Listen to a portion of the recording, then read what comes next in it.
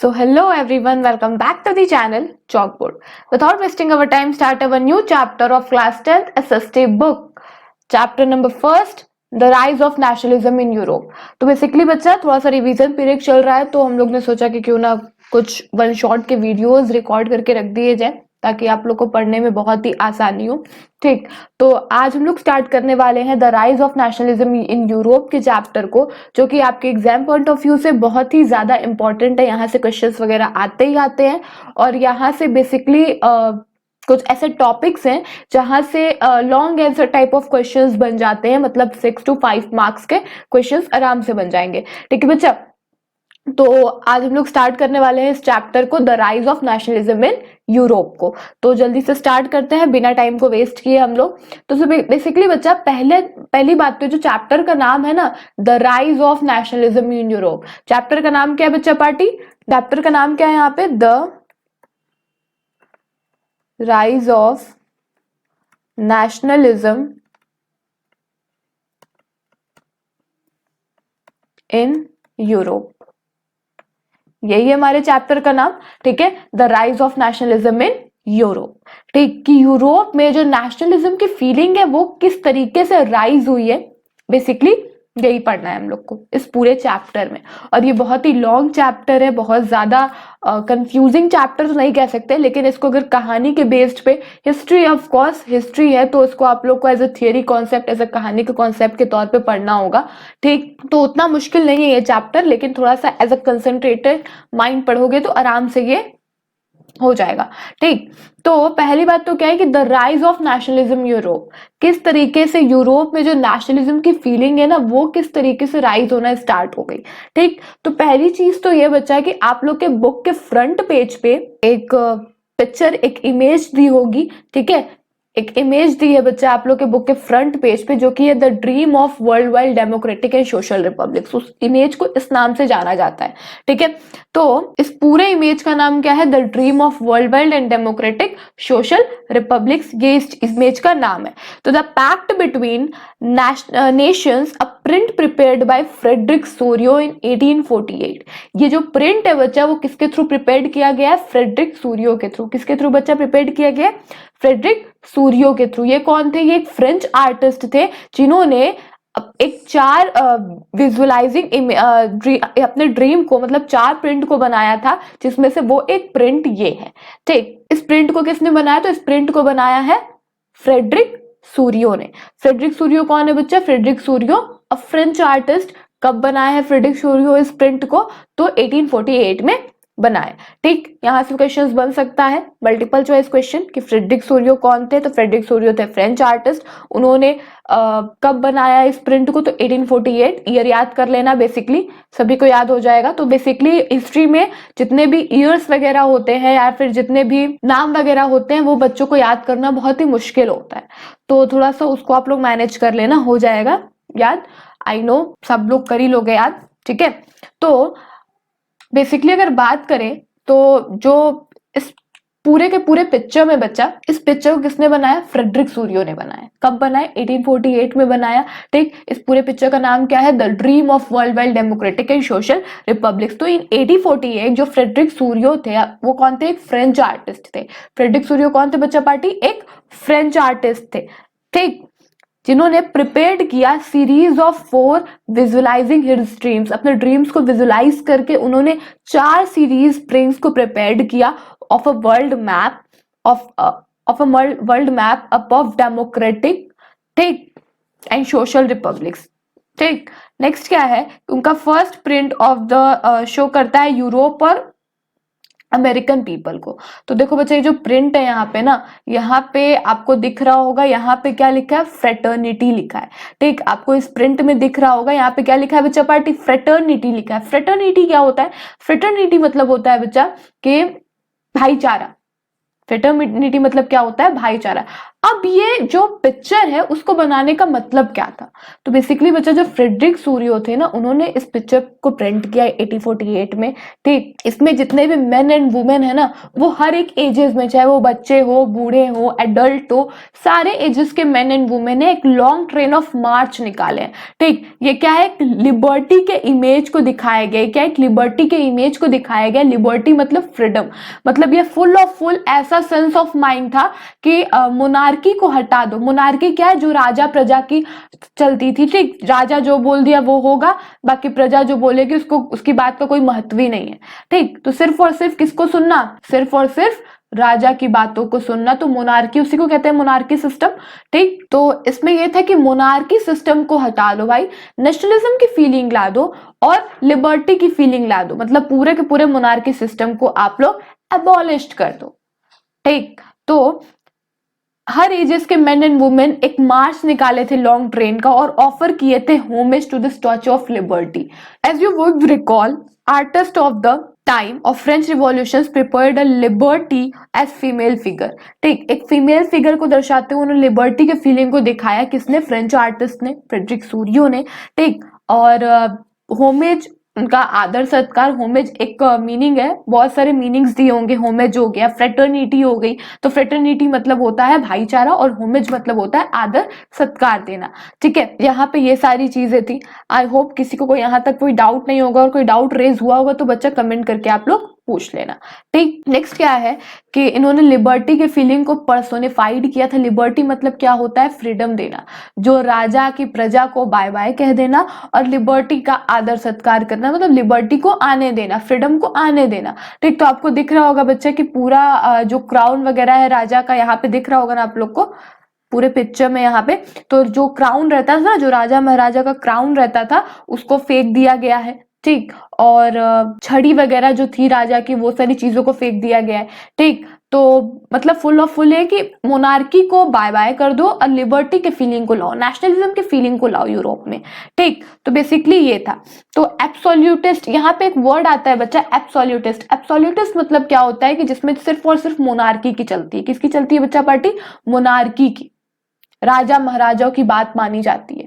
उस सारे सिस्टम को भाई हटा देना। ठीक, एब्सोल्यूटिस्ट उस चीज को कहते हैं कि सिर्फ ऑफ मोनार्की चलना। ठीक, और बात करें उटोपियन विजन, यहाँ पे एक और वर्ड आता है बच्चा, उटोपियन विजन नाम का। उटोपियन विजन मतलब क्या होता है? उटोपियन विजन मतलब होता है बच्चा एक ऐसा सेंस ऑफ, एक ऐसा थॉट लाना। ठीक, एक ऐसा आइडियोलॉजी लाना। ठीक, एक ऐसा आइडियल थॉट लाना जो कि एक्चुअल लाइफ में एग्जिस्ट ही नहीं करता है। जस्ट टेक एग्जाम्पल कि कोई बच्चा कह दिया कि भाई मैं अब स्कूल नहीं जाऊंगा। ठीक, तो वो क्या है? उसके लिए तो एक बेस्ट थॉट है, बट वो इन एक्चुअल क्या वो एग्जिस्ट करता है? नहीं करता है। तो आई होप आप लोग को उटोपियन विजन इज बेस्ट एग्जांपल समझ में आ गया होगा। ठीक है, क्योंकि जितने छोटे बच्चे होते हैं वो स्कूल जाने के लिए मोस्ट ऑफ बच्चे आनाकानी करते हैं। ठीक, तो उन लोग का ये थॉट है कि भाई हम लोग स्कूल नहीं जाएंगे। उन लोग के लिए बेस्ट थॉट है, बट इन रियलिटी एग्जिस्ट ही नहीं करेगा। बिना स्कूल जाए कुछ हो सकता है छोटे बच्चों के लिए? नहीं। ओके, तो उटोपियन विजन, एब्सोल्यूटिस्ट, आई होप आप लोग को समझ में आ गया होगा। ठीक है, नेक्स्ट क्या है बच्चा? देखो मैं यहाँ पे लिख के बता देती हूं कि इन 1848 फ्रेडरिक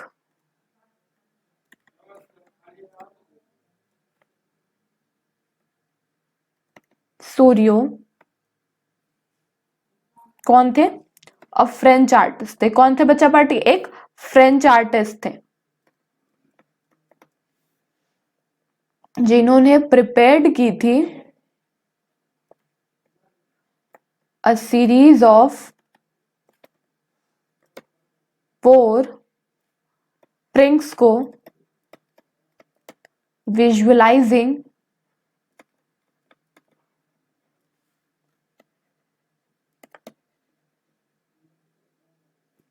अपने ड्रीम्स को विजुअलाइज करके इन्होंने 4 प्रिंट्स को प्रिपेयर्ड किया था, 4 सीरीज ऑफ प्रिंट्स को प्रिपेयर्ड किया था, जिसमें कि ये एक ऐसा प्रिंट है आपके सामने दिख ही रहा होगा।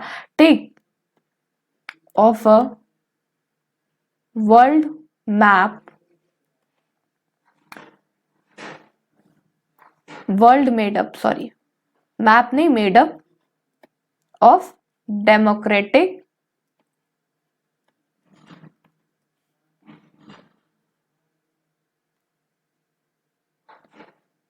And social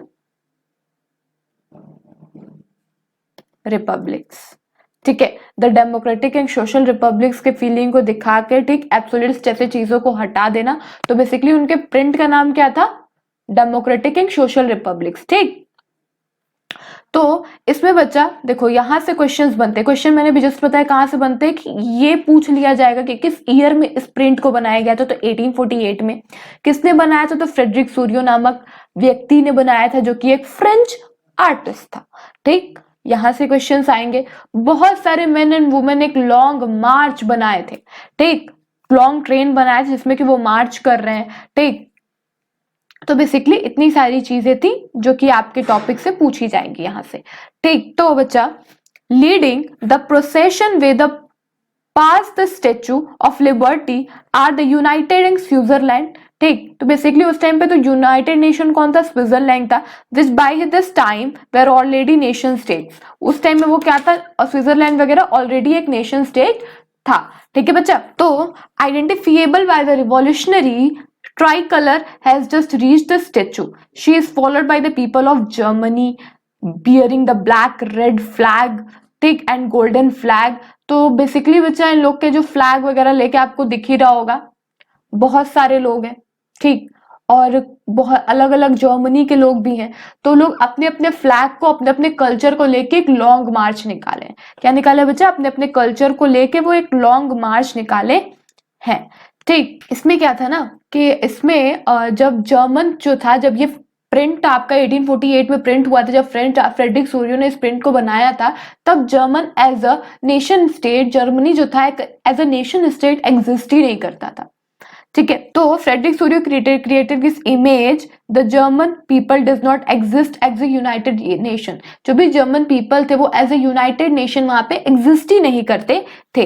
the flag they carry is an expression. जो भी वो फ्लैग कैरी किए वो किस चीज का एक्सप्रेशन है? लिबर्टी के होप्स का, कि हम लोग को लिबर्टी मिलेगा। लिबरल होप्स का क्या है? एक्सप्रेशन है of 1848 to unify the numerous German speaking principalities into a nation state under a democratic constitution. Okay, तो following the German peoples are the people of Austria. तो जितने भी जर्मन पीपल्स थे वो कहां कहां से थे? ऑस्ट्रिया के थे। The kingdom of the united, the kingdom of the two Sicilies, Lombardy और Poland, England, Ireland, Hungary and Russia से। ओके, तो from the heavens above Christ saints and angels gaze upon the. तो आपको यहाँ पे दिख रहा होगा बच्चा, 1 मिनट, ये देख रहे हो कितने क्रीज्ड है यहाँ पे, ठीक है, कितने सारे एंजल्स हैं। ठीक, वो सिंबलाइज कर रहे हैं फ्रेटर्निटी के फीलिंग को। फ्रेटर्निटी मैंने भी जस्ट बताया बच्चा, भाईचारा मतलब होता है। फ्रेटर्निटी मतलब क्या होता है? भाईचारा। तो जितने भी एंजल्स वगैरह हैं, जितने भी क्रीस्ट हैं यहाँ पे, वो किस चीज के फीलिंग को दिखा रहे हैं? फ्रेटर्निटी के फीलिंग को दिखा रहे हैं, भाईचारा के फीलिंग को दिखा रहे हैं। मतलब कि भाई मोनार्की तुम जाओ, राजा जाओ तुम, बाय बाय। ठीक, हम लोग भाईचारा लेके आ रहे हैं। ठीक, हम लोग फ्रेटर्निटी के फीलिंग को लेके आ रहे हैं। तो आई होप आप लोग को यहाँ तक सारी चीजें बिल्कुल अच्छे तरीके से क्लियर हो गई होंगी। और मैं जो यहाँ पे जो बड़े बड़े वर्ड्स है ना, 2-3 वर्ड्स, फ्रेटर्निटी हो गया, एब्सोल्यूटिस्ट हो गया, उटोपियन विजन हो गया, तो मैं उसको अभी एक्सप्लेन कर देती हूँ अच्छे तरीके से। ठीक है बच्चा पार्टी, तो देखो absolutist, when we talking about absolutist, when we talking about बच्चा पार्टी एब्सोल्यूटिस्ट, तो एब्सोल्यूटिस्ट मतलब होता है क्या?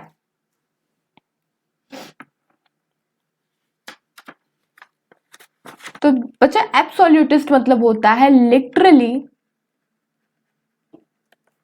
The government or system of rule that has no restraints on the power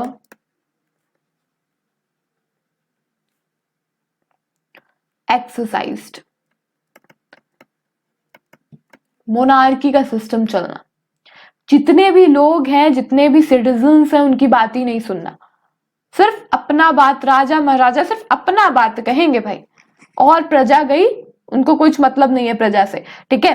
तो एब्सोल्यूटिस्ट मतलब वो होता है। अब यहाँ पे आती है बात उटोपियन विजन की। तो उटोपियन विजन मतलब बच्चा बेसिकली क्या होता है? उटोपियन विजन मतलब होता है अ विजन, एक ऐसा विजन, किसका? ऑफ अ सोसाइटी का। किसका? एक ऐसा विजन बच्चा, किसका? ऑफ अ सोसाइटी, जो कि बहुत ही आइडियल रहेगी, that is so ideal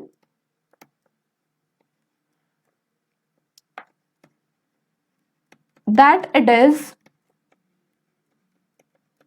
unlikely to actually exist।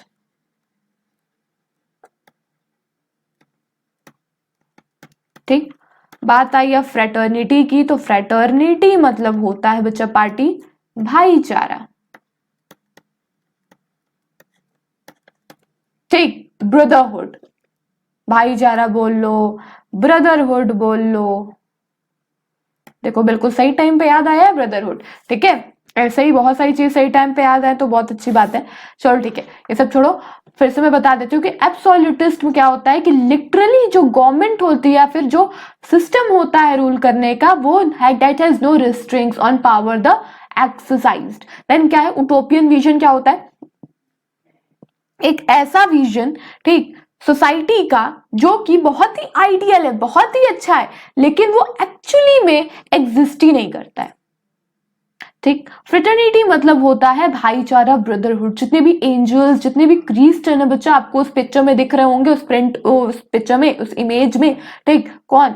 जितने भी क्रिस्ट, जितने भी एंजल्स हैं जो आपको उस इमेज में दिख रहे होंगे, वो सारे लोग किस चीज को सिंबलाइज कर रहे हैं? फ्रेटर्निटी के फीलिंग को सिंबलाइज कर रहे हैं। फ्रेटर्निटी मतलब क्या होता है? फ्रेटर्निटी मतलब होता है भाईचारा। ठीक, चलो तब हम लोग फटाफट से आगे बढ़ते हैं। बहुत बात हो गई है फ्रेडरिक सूरियो जी की, प्रिंट के बारे में। अब थोड़ा जो चैप्टर का नाम है ना, the rise of nationalism in Europe, तो जो वहां पे एक बड़ा भारी भड़कम वर्ड आता है ना, नेशनलिज्म, बोलने में तो बहुत मजा आता है। नेशनलिज्म एक अलग ही प्राउड होता है। ठीक, तो नेशनलिज्म मतलब होता है, उस चीज को हम समझते हैं कि नेशनलिज्म मतलब होता क्या है। तो नेशनलिज्म बेसिकली बच्चा एक ऐसे फीलिंग को बताता है, एक ऐसे भावना को बताता है, किस भावना को? बिलोंगिंगनेस की भावना को, मतलब अपनेपन की भावना को, एक लॉयल्टी की फीलिंग को, एक ईमानदारी की फीलिंग को, that causes people think of themselves a nation, जो कि पीपल को मजबूर करती है कि वो लोग सोचें कि हम लोग एक नेशन की तरीके से रह रहे हैं। ठीक, एक नेशन की तरीके से रह रहे हैं। तो during 19th and 20th centuries, अगर हम लोग बात करें 19 और 20th सेंचुरीज की, तो नेशनलिज्म बहुत ही पावरफुल फोर्स था। क्या है? अगर when we talking about during the 19th and 20th centuries, तो nationalism was a powerful force that could. Okay, I hope आप लोग को यहां तक बहुत अच्छी तरीके से समझ में आ गया होगा, दिमाग में इनफ्लो हो गया होगा। ठीक, चलो तब हम लोग अब आगे बढ़ते हैं फटाक से। तो यहाँ पे एक बात आती है बच्चा, देखो देखो यहाँ पे थोड़ा सा हम लोग पढ़ लेते हैं यहां से, यूरोपियन सोसाइटीज से। यूरोपियन सोसाइटीज बच्चा क्या होता है? अब यहाँ पे सोसाइटी की बात हो रही है कि यूरोपियन में कौन कौन सी सोसाइटीज रहती थी। तो एक होता था अपर क्लास, एक होता था लोअर क्लास। ठीक है, अपर क्लास के लोग बहुत ही ज्यादा पावरफुल रहते थे in terms of money and in terms of muscles power, बहुत ही पावरफुल रहते थे वो लोग। ठीक, तो जो लैंडेड एरिस्टोक्रेसी थे, जिनके पास बहुत अच्छे खासे जमीन जायदाद रहते थे, वो बहुत ही डोमिनेंट ग्रुप के थे, जो कि उनका किस पे डोमिनेंट रूल चलता था? लोअर क्लास पीपल के थ्रू। ठीक, उनका एक ही कॉमन इंटरेस्ट था, उनका एक ही लाइफस्टाइल था। ठीक, उनकी अच्छी खासी स्टैंडर्ड ऑफ लिविंग थी, अच्छा खासा लाइफस्टाइल था। तो they had a common interest and lifestyles, own large country stakes and town houses. और जितने भी अपर क्लास के लोग थे वो क्या बोलते थे? फ्रेंच बोलते थे। ठीक, जितने भी अपर क्लास पीपल थे वो क्या बोलते थे? सिर्फ और सिर्फ फ्रेंच स्पोक करते थे, फ्रेंच बोलते थे। When we're talking about lower class people, तो मेजोरिटी ऑफ द पीपल क्या थे? ज्यादातर पीजिंग्स थे। पीजिंग्स मतलब क्या होता है बच्चा? पीजिंग्स मतलब होता है फार्मर्स, किसान थे। Most of the majority of people lower class के क्या थे? पीजेंट्स थे, फार्मर्स थे। और जितने भी लैंडलेस पीपल थे, मतलब कि जिनके पास अपनी जमीन नहीं होती थी, लैंडलेस मतलब होता है जिनके पास अपनी जमीन नहीं होती है, ठीक, तो वो एज ए सर्वडम वर्क करते थे, मतलब एज ए नौकर वर्क करते थे, किनके लिए? अपर क्लास पीपल्स के लिए। अब अगर आप इस इमेज को देखोगे ना बच्चा, 1 मिनट, अगर आप इस इमेज को देखोगे ना तो दिख रहा होगा upper class people as a queen रह रही है, ठीक, उनका कपड़ा देख लो भाई, रहन सहन देख लो, तो बिल्कुल एक नहीं होता है बहुत ही डोमिनेंट ग्रुप, बहुत ही अमीर, तो एज अ मनी के वे में, इन टर्म्स ऑफ पैसा, इन टर्म्स ऑफ मनी भी बहुत स्ट्रांग है, in terms of muscles power भी बहुत स्ट्रांग है वो, ठीक। और नेक्स्ट बात करें लोअर क्लास पीपल की, तो भाई देख ही रहे हो कितनी पुअर, कितनी दिक्कत से उन लोग जूझ रहे हैं, ठीक। तो यहाँ पे अपर क्लास के लोग बहुत ही डोमिनेंट ग्रुप के रखते थे, उनके पास पैसे भी बहुत अच्छे खासे थे, मसल्स पावर भी थी, ठीक। वो देन क्या है, वो लैंडेड एरिस्टोक्रेसी थे, मतलब उनके पास अच्छी खासी लैंड जमीन वगैरह थी, ठीक। और उनका लाइफस्टाइल स्टैंडर्ड ऑफ लिविंग बहुत ही अच्छा खासा था। वो सिर्फ और सिर्फ फ्रेंच बोलते थे। क्या बोलते थे बच्चा पार्टी? फ्रेंच बोलते थे। लोअर क्लास पीपल की बात करें तो वो आधा से ज्यादा मेजोरिटी ऑफ पीपल्स क्या थे बच्चा? मेजोरिटी ऑफ पीपल पीजेंट्स थे, फार्मर्स थे। और जो लैंडलेस पीपल थे, जिनके पास जमीन जायदाद वगैरह नहीं थी, वो क्या थे? सर्व थे, मतलब कि सर्वडम थे, या फिर बोल लो नौकर थे, किसके? अपर क्लास पीपल के। आई होप आप लोग को यहाँ तक कोई सारी चीजें क्लियर हो गई होंगी। अब हम लोग इसके आगे बढ़ते हैं, जो कि हमें पढ़ना है कि the French revolution and the idea of nation. अब हम लोग इस चीज को पढ़ते हैं। तो बेसिकली बच्चा यहाँ पे कुछ डेट्स मैंने लिख दिए हैं, बिकॉज क्योंकि आप लोग को पढ़ने में, याद करने में आसानी हो। तो 1804 में सर्बियन रिवॉल्यूशन आया, 1815 में कांग्रेस ऑफ वियना आया, 1821 से लेके 1829 तक Greeks declaration of national independence आया, 1830 से लेके 1831 के बीच में बेल्जियन रिवॉल्यूशन हुआ, 1830 से लेके 1831 तक फिर revolution in Poland and Lithuania हुआ, ठीक। और 1846 में अपराइजिंग द ग्रेटर पोलैंड, 1848 में नेशनलिस्ट रिवॉल्ट्स हुआ हंगरी, इटली, जर्मनी में। ओके, नेक्स्ट क्या है? 1859 से लेके 1861 के पीरियड के बीच में इटली को यूनिफाइड किया गया, 1863 में पोलिश नेशनल रिवोल्ट हुआ, 1866 से लेके 1871 तक जर्मनी को यूनिफाइड किया गया। देखो ये जो पीरियड डेट है ना, इटली यूनिफिकेशन का और जर्मनी यूनिफिकेशन का, उसको याद कर लेना, वहां से क्वेश्चंस बनते हैं। 1867 से लेके हंगरी ग्रेंटेड ऑटोनॉमी हुई, ठीक। 1878 में क्या हुआ? कांग्रेस ऑफ बर्लिन आई, और 1908 में Bulgaria becomes independent. Okay, next बच्चा पार्टी क्या पढ़ना है हमें? French revolution and the idea of nation. French revolution क्या होता है और आइडिया ऑफ नेशन। तो basically when we talking about this topic, तो फ्रेंच रिवॉल्यूशन स्टार्ट हुआ था 1789 में। When was French Revolution started? तो French Revolution are started in 1789 and the date are very important for your exam point of view. Okay? जो first clear expression था nationalism का, वो कब आया? Came with the French Revolution 1789। तो जो पहला क्लियर एक्सप्रेशन था वो कब आया था नेशनलिज्म का? फ्रेंच रिवॉल्यूशन 1789 के टाइम पे आया था। France, as you can would remember, अगर आप सोचोगे उस टाइम पे, तो जो फ्रांस था वो एक फुल फ्लेश्ड टेरिटोरियल स्टेट था। क्या था वो? एक फुल फ्लेश्ड टेरिटोरियल स्टेट था 1789 में। किसके अंडर रूल करता था वो? मतलब किसके उसकी कॉलोनी, वो कॉलोनी थी, उस पर कौन रूल करता था? मोनार्की चलती थी उस टाइम पे, राजा महाराजा की बात सुनी जाती थी। तो बहुत सारे प्रैक्टिसेस अडॉप्ट किए गए इस चीज को हटाने में। किस चीज को हटाने में? मोनार्की को हटाने में, एक सेंस ऑफ कलेक्टिव आइडेंटिटी को लाने में बहुत सारे ऐसे प्रैक्टिसेस को लिया गया, ठीक, अडॉप्ट किए गए। किस चीज को डेवलप करने के लिए? इस सेंस ऑफ कलेक्टिव आइडेंटिटी को डेवलप करने के लिए एमएम पीपल में बहुत सारे वेरियस स्टेप्स को, प्रैक्टिसेस को अडॉप्ट किया गया, ठीक है। नेक्स्ट क्या है बच्चा? नेक्स्ट है यहाँ पे देखो, हम लोग को मैं declaration of mission to liberate Europe from despotism.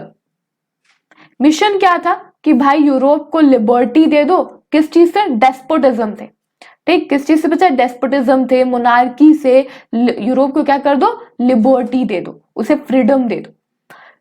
Setting up हुआ जैकोबिन क्लब्स। किसके थ्रू ये क्लब सेटअप हुआ बच्चा? तो एजुकेटेड मिडिल क्लासेस के थ्रू और स्टूडेंट्स ऑफ यूरोप के थ्रू। और it also powered revolution in all Europe. अब देखो नेक्स्ट पॉइंट क्या है बच्चा पार्टी? तो फ्रॉम द वेरी बिगनिंग जितने भी रिवॉल्यूशनरीज थे, मैं यहाँ पे पॉइंट करके पढ़ा देती हूँ। तो फ्रॉम द वेरी बिगनिंग जितने भी रिवॉल्यूशनरीज थे, फ्रेंच रिवॉल्यूशनरीज थे, उन्होंने इंट्रोड्यूस किया था बहुत सारे मेजर्स को, बहुत सारे प्रैक्टिसेस को दैट कुड क्रिएट, जो कि क्रिएट करती थी a sense of collective identity. क्या क्रिएट करती थी बच्चा party? A sense of creative identity को क्रिएट करती थी, ठीक, अमंग्स द फ्रेंच पीपल। किसके बीच में? फ्रेंच पीपल के बीच में। अब यहाँ पे एक वर्ड आता है the idea of la patrie, the ideas of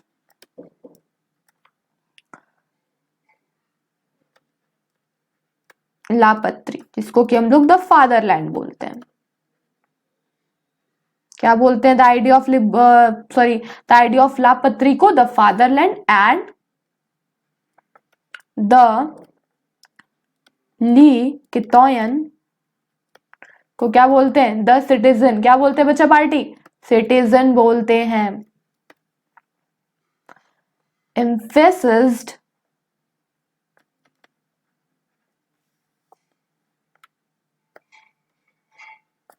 the notion of a united company,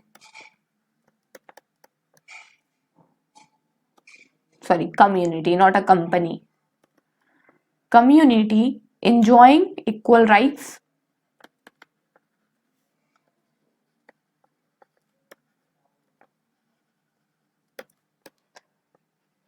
under a constitution।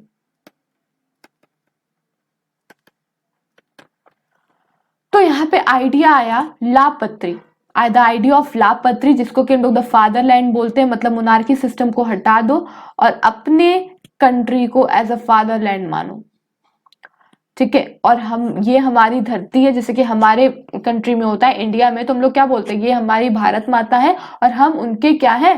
Citizen है, लोग हैं, ठीक ठीक। वैसे यहाँ पे भी चलता था कि सोचो उस टाइम पे फ्रेंच रिवॉल्यूशन ने सोचा कि द आइडिया ऑफ लापत्री आए, द फादरलैंड हो, एंड द लीकिटॉइन। लीकिटॉइन मतलब होता है citizens, emphasis of the nation of a united community, जो कि हर लोग अपने अपने इक्वल राइट्स को एंजॉय करे, एक कॉन्स्टिट्यूशन के अंडर रह के, एक संविधान के अंदर रह के, ठीक है।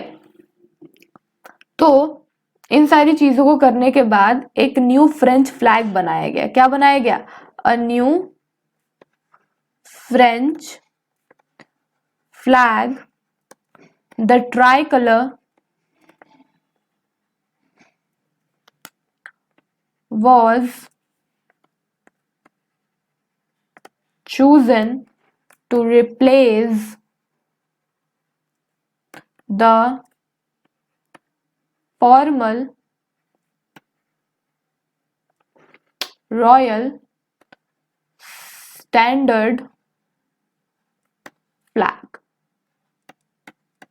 तो एक न्यू फ्रेंच फ्लैग बनाया गया या द ट्राई कलर फ्लैग बनाया गया, किस चीज को रिप्लेस करके? फॉर्मल रॉयल स्टैंडर्ड फ्लैग को रिप्लेस करके, जो कि मोनार्की के टाइम पे चलती थी, ठीक है। एक न्यू फ्रेंच फ्लैग बनाया गया।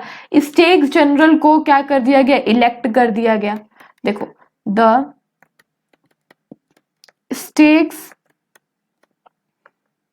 General was elected by the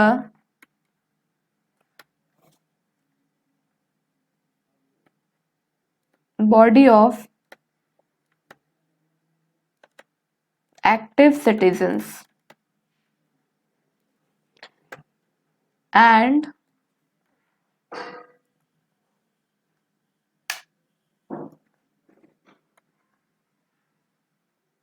renamed as the National Assembly।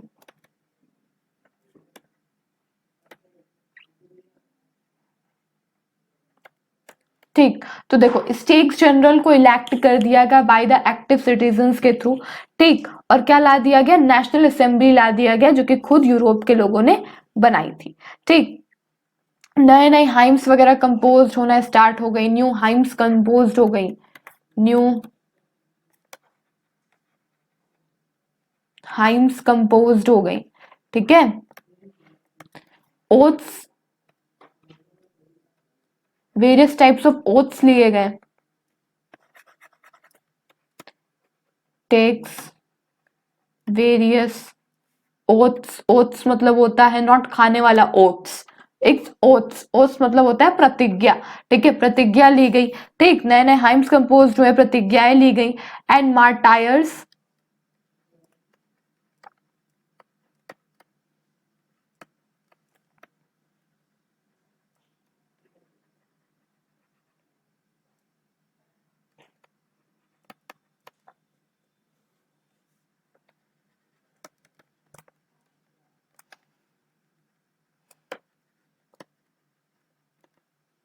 तो देखो बच्चा, नए नए हाइम्स कंपोज किए गए मतलब कि नए नए गाने बनाए गए, ओथ्स लिए गए मतलब कि प्रतिज्ञाएं ली गई, और जितने भी उस फ्रेंच रिवॉल्यूशन में जितने लोगों ने शहीद हुए थे उनको एज अ शहीद बोला गया, ठीक, मार्टायर्स कॉमोरेटेड। और ये सारी चीजें किसके नाम पे हुई थी बच्चा? ये सारी चीजें हुई थी एक नेशन के नाम पे। किसके नाम पे हुई थी बच्चा पार्टी? एक नेशन के नाम पे हुई थी। फिर से मैं बता रही हूँ, एक बार फिर से मैं रिपीट कर रही हूँ कि न्यू हाइम्स कंपोज हुए थे, नए नए गाने कंपोज हुए थे, various various types of oath take लिए गए थे, मार्टायर्स कॉमोरेटेड, ठीक, मतलब कि सॉरी, मार्टायर्स कॉमोरेटेड, ठीक, और all in the name of Nations. और ये सारी चीजें किसके दम पे हुई थी? एक नेशन के नाम पे हुई थी, ठीक।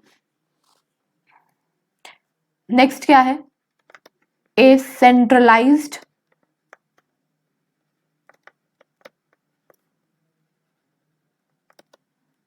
एडमिनिस्ट्रेशन या एडमिनिस्ट्रेटिव सिस्टम आया।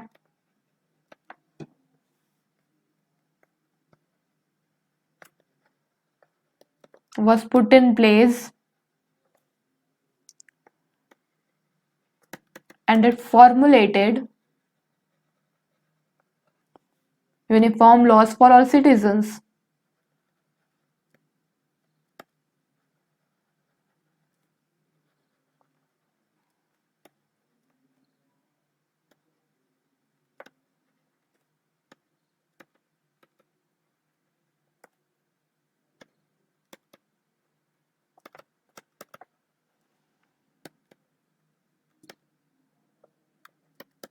ठीक है बच्चा, तो सेंट्रलाइज्ड किया गया एडमिनिस्ट्रेटिव सिस्टम को, वाज पुट इन प्लेस और फॉर्मुलेट किया गया यूनिफॉर्म लॉ किसके लिए? सारे सिटीजन्स के लिए जो उस टेरिटरी में रह रहे थे, ठीक है बच्चा। और इंटरनल कस्टम ड्यूटी को अबॉलिश्ड कर दिया गया और वेट एंड मेजर्स के थ्रू सारी चीजें होने लगी, ओके। रीजनल डायलेक्ट्स को डिस्करेज कर दिया गया और फ्रेंच लैंग्वेज को ही एक नेशनल लैंग्वेज घोषित कर दिया गया। ये सारी चीजें हुई थी। अभी हम लोग इस सारी चीजों को आगे पढ़ेंगे। देखो फिर से मैं बता रही हूँ, ऐसे मैं एज अ रिटन कॉन्सेप्ट लिख दी हूँ क्योंकि कुछ कुछ पॉइंट्स है जो उसमें मेंशन नहीं थे, ठीक है। तो जो आइडिया ऑफ नेशनलिज्म आया, आइडिया ऑफ लाभपत्री जिसको कि हम लोग बोलते हैं the fatherland, le citizen, the le citoyen emphasis हुआ, अडॉप्ट किए हम लोग नए नए constitution with citizen enjoy equal rights, adopt किए गए हैं हम लोग ट्राई कलर फ्लैग को, जो रिप्लेस कर दिए उस रॉयल स्टैंडर्ड फ्लैग को, ठीक है। यानी हाइम्स कंपोज किए गए, ओथ टेक किए गए, मार्टायर्स को रिमेंबर किया गया, किस किस नाम पे? एक नेशन के नाम पे, कि सारी चीजें हम लोग एक नेशन के नाम पे कर रहे हैं। Uniform system of weight measure को अडॉप्ट कर लिया गया और इंटरनल कस्टम ड्यूटीज को एबॉलिस्ट कर दिया गया। सेंट्रलाइज्ड एडमिनिस्ट्रेटिव सिस्टम आ गया, वो बहुत ही फॉर्मलाइज्ड हो गया। French become the national language, French को एक नेशनल लैंग्वेज घोषित कर दिया गया और जितने भी रीजनल डायलेक्ट्स थे उसको डिस्करेज कर दिया गया। इमेजिनरी फीमेल एल्गरीज को यूज किया गया यूनाइटेड नेशन को शो करने के लिए, जैसे कि Mariana and Germania. I hope किसी लोग को यहाँ तक कोई डाउट नहीं होगा, सारी चीजें अच्छे से क्लियर हो गई होंगी, ठीक है। अब हम लोग थोड़ा पढ़ते हैं इसके आगे कॉन्सेप्ट को। अब यहाँ पे हमें पढ़ना है नेपोलियन जी के बारे में, नेपोलियन बोनापार्टे, जिसको कि आप लोग क्लास 9 में पढ़ के आए होंगे, ठीक है। लेकिन उनका सिर्फ नाम सुने होंगे, उतना क्लियर आप उनके बारे में पढ़े नहीं होंगे, लेकिन अभी पढ़ोगे। इस चैप्टर में आपको पढ़ना है, इस क्लास में आपको पढ़ना है नेपोलियन बोनापार्टे के बारे में, जिसको कि हम लोग नेपोलियनिक कोड इस कॉन्सेप्ट को बोलते हैं और सिविल कोड ऑफ 1804 भी बोलते हैं, ठीक। तो ये जो नेपोलियन बोनापार्टे थे वो थोड़े अच्छे भी थे, थोड़े बुरे भी थे, ठीक है। इन्होंने फ्रेंच में यूरोप के फ्रेंच में जो बात करें तो उन्होंने फिर से ये जो लिबर्टी के फीलिंग को हटा के ना, डेमोक्रेसी को हटा के मोनार्की सिस्टम ला दी। वहां पे वो राजा बन गए आके, ठीक। तो उन्होंने बहुत सारे मेजर्स किए, मतलब कि उन्होंने प्रिविलेजेस बेस्ड ऑन बर्थ को एबॉलिश करके इक्वलिटी बिफोर लॉ को स्टैब्लिश कर दिया, राइट टू प्रॉपर्टी को स्टैब्लिश कर दिया, फेडरल सिस्टम को एबॉलिश कर दिया। ठीक, तो राइट टू प्रॉपर्टी को स्टैब्लिश करके फेडरल सिस्टम, जैसे कि जमींदारी सिस्टम होता था ना, वैसे ही फेडरल सिस्टम भी होता है। ठीक, तो उसको एबॉलिश कर दिया। एडमिनिस्ट्रेटिव डिवीजन वेरी सिंप्लीफाइड कर दिए। ओके, पीजिंग्स को फ्रीडम मिल गया सर्फडम से एंड बहुत सारे मैनोरियल ड्यूज से। यूनिफॉर्म लॉ और standardization of weight and measures were introduced कर दिए गए। कॉमन नेशनल करेंसी को अडॉप्ट कर लिया गया, क्योंकि हर एक अलग अलग स्टेट्स में, अगर आप एक स्टेट से दूसरे स्टेट्स जाओगे तो हर टाइम पे न्यू न्यू करेंसी यूज होती थी, तो बहुत डिफिकल्टीज होती थी। ठीक, इसलिए एक कॉमन नेशनल करेंसी को अडॉप्ट कर लिया गया। गिल्ड कर लिया गया। रेस्ट्रिक्शंस इन टाउन्स को वाज रिमूव्ड एंड ट्रांसपोर्ट और कम्युनिकेशन सिस्टम को उन्होंने और भी ज्यादा इंप्रूव कर दिया। ठीक, ये सारी चीजें नेपोलियन बोनापार्टे ने की थी। आई होप किसी भी बच्चे को यहाँ तक कोई डाउट नहीं हुआ होगा, सारी चीजें सब अच्छे तरीके से क्लियर हो गई होंगी। और अगर कोई डाउट होगा तो बच्चा आप पूछ लेना मेरे से कमेंट करके, ठीक है। और जैकोबिन क्लब्स वगैरह भी प्रिपेयर्ड हुए थे by the new middle class educated peoples. Okay, तो जितने भी बिजनेसमैन वगैरह थे, जितने भी आर्टिशंस थे, जितने भी पीजेंट्स थे, वो अपने अपने राइट्स को बहुत ही अच्छे तरीके से, फ्रीडम को अपने अच्छे तरीके से एंजॉय कर रहे थे। जितने भी बिजनेसमैन थे, जितने भी small scale producers of goods in particular began to realize the uniform law, standardize weight and measures and common national currency would facilitate the movement of goods, exchange of goods and capital from one region to another. तो ये सारी चीजें Napoleon Bonaparte ने की। ठीक, एक अच्छी अच्छी चीजें नेपोलियन बोनापार्टे ने की। आई होप आप लोग को यहाँ तक कोई डाउट नहीं रहा होगा, सारी चीजें अच्छे से क्लियर हो गई होंगी। ठीक, अब देखो यहाँ पे the making of nationalism in Europe, किस तरीके से नेशनलिज्म की फीलिंग यूरोप में पहुंचना स्टार्ट हो गई। ठीक, तो टिल मिड 18th सेंचुरी के टाइम पे कोई भी कॉन्सेप्ट नहीं था नेशन स्टेट का यूरोप में। कब? टिल मिड 18th सेंचुरी में जो नेशन स्टेट का जो कॉन्सेप्ट था यूरोप में, वो था ही नहीं। सोसाइटी एंड पॉलिटिक्स डोमिनेट किए जाते थे एरिस्टोक्रेसी के थ्रू, मतलब कि अपर क्लास पीपल के थ्रू। यहाँ पे बात हो रही है किसकी बच्चा? यहाँ पे बात हो रही है अपर क्लास पीपल की। ठीक है, तो till mid 18th century there was no concept of nation state in Europe. Nation state का कोई भी कॉन्सेप्ट नहीं था टिल 18th सेंचुरी यूरोप में। ठीक, सोसाइटी और जितने भी पॉलिटिक्स थे वो डोमिनेटेड एरिस्टोक्रेसी। ठीक, जितने भी अपर क्लास के लोग थे वो लोग डोमिनेट करते थे लोअर क्लास लोगों को। ठीक है बच्चा party. To the west the land was farmed by tenants and small owners, while in eastern and central Europe by vast estates which were cultivated by serfs. Emergence हुआ किसका? Working का and middle classes का due to industrialisation in 19th century.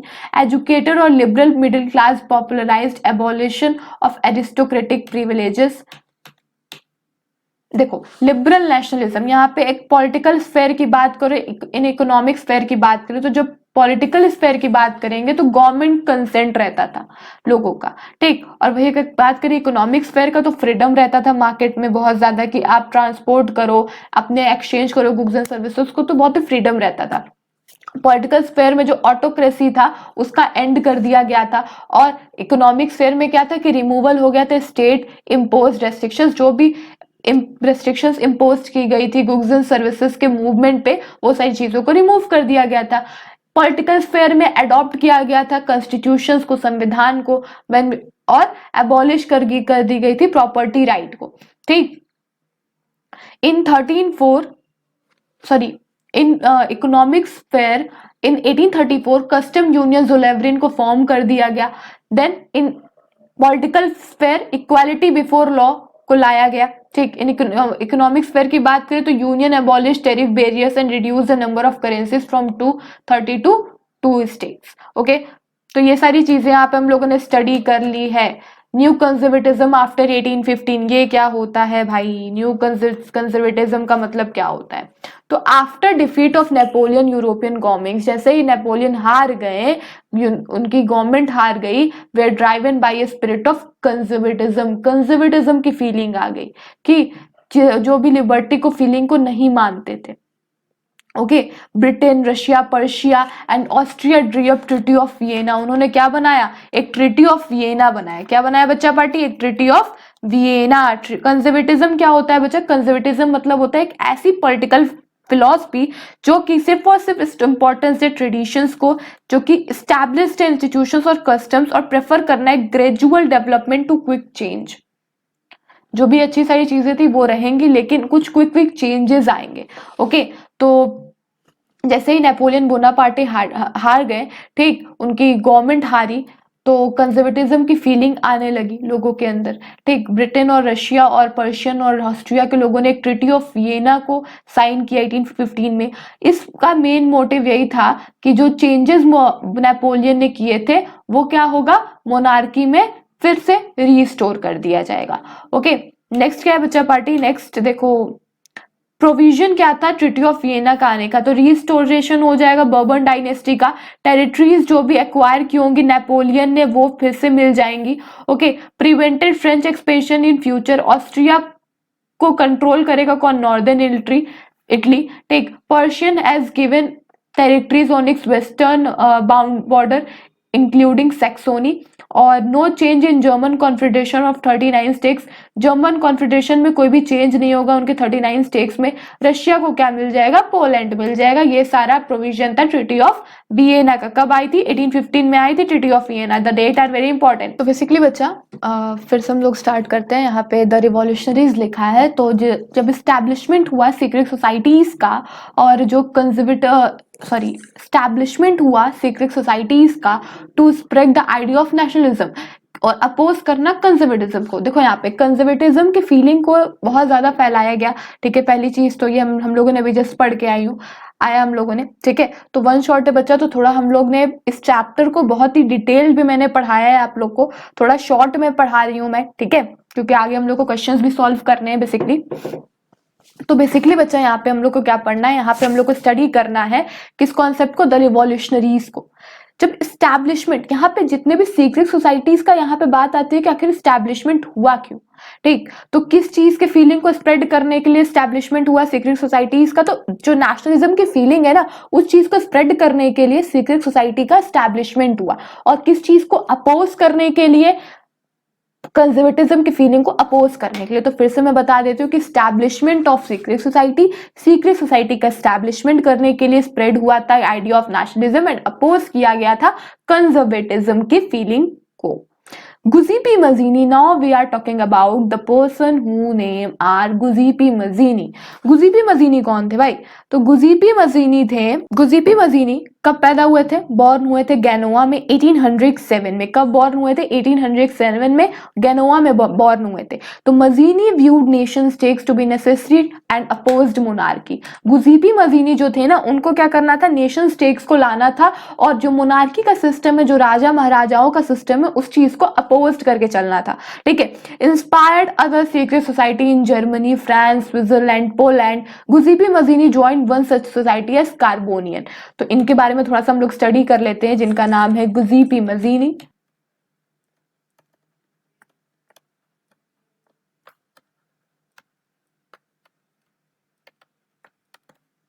जो Giuseppe Mazzini थे was born in Genoa in 1807। कब born हुए थे बच्चा? गेनोआ में बॉर्न हुए थे 1807 में। He become a member of, देखो पहला पॉइंट तो ये, दूसरा पॉइंट क्या है? He become a member of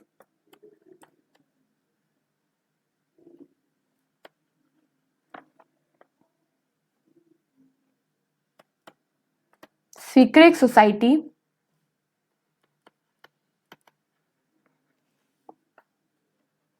of the Carbonari.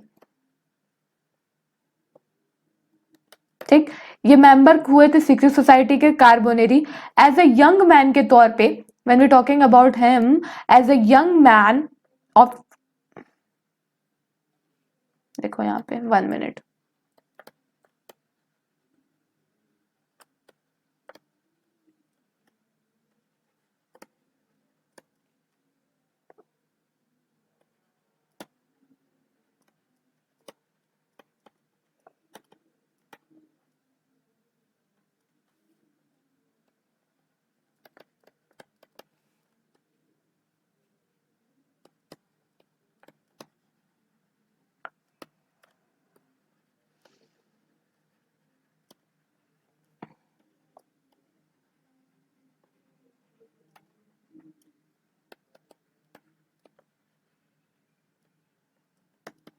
तो देखो बेसिकली बच्चा यहाँ पे गुजीबी मजीनी बॉर्न हुए थे गेनोवा में 1807 में। कब बॉर्न हुए थे बच्चा? 1807 में गेनोवा में, ठीक है। ये become a member of the secret society at Carbonari, और एज अ यंग मैन जब उनका एज 24 था तो उनको भेजा गया था, सेंट टू एक्साइल इन 1831 में, अटेम्प्ट करने के लिए एक रिवॉल्यूशन इन लिगोरिया में, ठीक। एक रिवॉल्यूशन और इन्होंने किया था लिगोरिया में, ओके। तो ही सब्सिक्वेंटली फाउंडेड 2 मोर अंडरग्राउंड सोसाइटीज। इन्होंने 2 अंडरग्राउंड सोसाइटीज को फाउंड किया था। पहला तो यंग इटली जो कि मार्शलीज में है, ठीक है, मार्शलीज में, और दूसरा यंग यूरोप जो कि बर्न में, ठीक।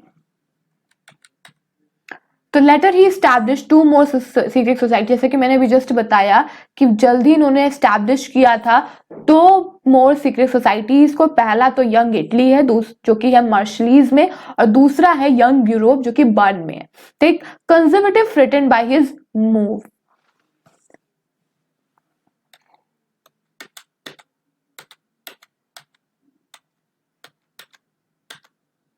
Division of age of revolution. अब यहाँ पे देखो जो डिवीजन हुआ था एज ऑफ रिवॉल्यूशन का 1830 से लेके 1848, can be divided under 3 stages. इन तीनों चीज को 3-3 स्टेजेस में डिवाइड किया गया है। पहला तो जो romantic imagination and national feeling, पहला क्या है? The romantic imagination and national feeling.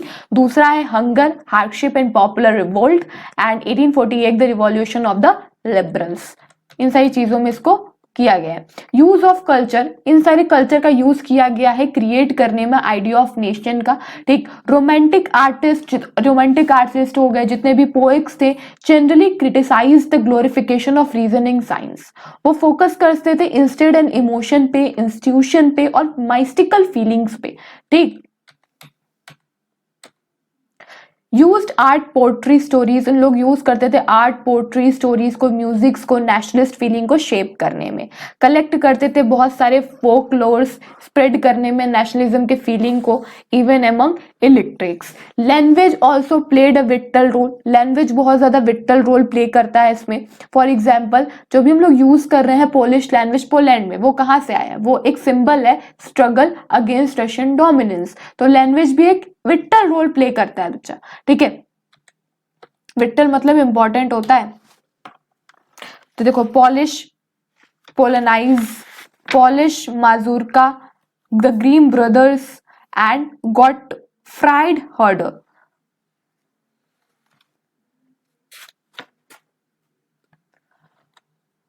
अब देखो हंगर और हार्डशिप और रिवोल्ट को थोड़ा समझ लो। तो 1813 में कब बच्चा पार्टी? 1813 में were years of great economic hardship in Europe. कौन सा ईयर चल रहा था? Great economic hardship in Europe.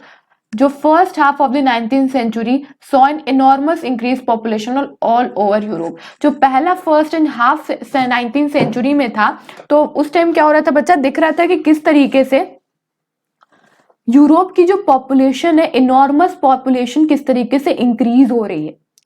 Large scale पे रूरल लोग माइग्रेट कर रहे हैं सिटीज में, ठीक। सिटीज में ओवर क्राउड हो रहा है, ठीक, एंड रिड्यूस्ड जॉब्स। और जॉब्स की जो देखो, जब लोग लार्ज स्केल पे रूरल जगह से माइग्रेट होके कहाँ पे जाएंगे? सिटीज वगैरह में जाएंगे, ठीक। तो सिटीज में क्या होगा? ओवर क्राउड होगा। सिटीज में क्या होगा बच्चा? ओवर क्राउड होगा। तो जब वहां पे लोग जाएंगे तो वहां पे जितने भी लोग किस किस ले जाएंगे? जॉब के सिलसिले में जाएंगे, जॉब के अपॉर्चुनिटी के लिए जाएंगे। तो जब लोग वहां पे जितने भी लार्ज स्केल पे रूरल माइग्रेट करेंगे सिटीज के तरफ जॉब के लिए, तो भाई सिटीज में ओवर क्राउड होगा, ठीक। और क्या होगा? और जॉब्स रिड्यूस्ड होंगे, क्योंकि जब ओवर क्राउड होगा तो भाई तुम कितने लोग को जॉब दोगे? कितना जॉब दोगे? तो जॉब का जो रहेगा वो भी रिड्यूस्ड होते जाएगा, क्योंकि रूरल में बहुत ही हंगर, भूखमरी, हार्डशिप हो गया था, ठीक। हंगर, हार्डशिप एंड रिवोल्ट हो गया था, इसलिए लोग लार्ज स्केल पे रूरल से कहाँ माइग्रेट कर रहे थे? सिटीज में, इन सर्च ऑफ जॉब्स, कि भूखमरी ना हो, ठीक। शिफ्ट हो रहे थे। कंपटीशन बिटवीन हैंडमेड गुड्स का कंपटीशन और चीप मशीन मेक्स गुड्स का कंपटीशन बहुत ही बढ़ रहा था। पीजेंट्स के ऊपर बर्डन हो रहा था फ्यूडियल ड्यूज का। एज इन रूरल एरिया जितने भी एरिस्टोक्रेसी थे वो अपने पावर को बहुत अच्छे तरीके से एंजॉय कर रहे थे, ठीक है। राइज हो रहा था फूड प्राइस का, फूड के जो प्राइसेस थे वो बहुत ज्यादा बढ़ते जा रहे थे। और year of bad harvest lead to wide spread pauperism in town and countries.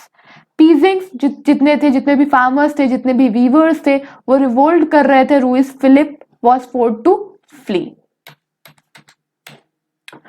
Revolution of liberals 1848, तो French monarchy uprooted by revolt of 1848 and republic had been proclaimed. Demand जो था लिबरल मिडिल क्लास का वो क्या था? Constitutionalism का था with national unification, की कॉन्स्टिट्यूशनलिज्म भी आए, ठीक, और नेशनल यूनिफिकेशन के साथ साथ जर्मनी के जितने प्रोफेशनल्स थे, बिजनेसमैन, आर्टिशंस, डिसाइड कर रहे थे कि वो to vote for all German national assemblies.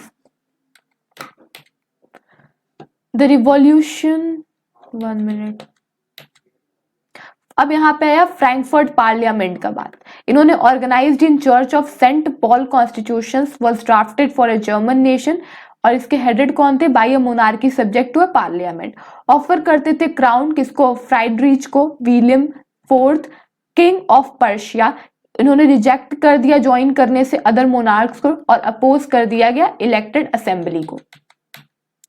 देखो फ्रैंकफर्ट असेंबली 1848 में आया था, इस चीज को याद रखे रहना। Social base of parliament shift हो गया मिडिल क्लास डोमिनेंस से। लॉस्ट, सारे वर्कर्स ने, सारे आर्टिशंस ने सपोर्ट लॉस्ट कर दिया, खो दिया। पॉलिटिकल एसोसिएशंस फॉर्म किए गए वुमेन के थ्रू पॉलिटिकल लाइक्स के लिए।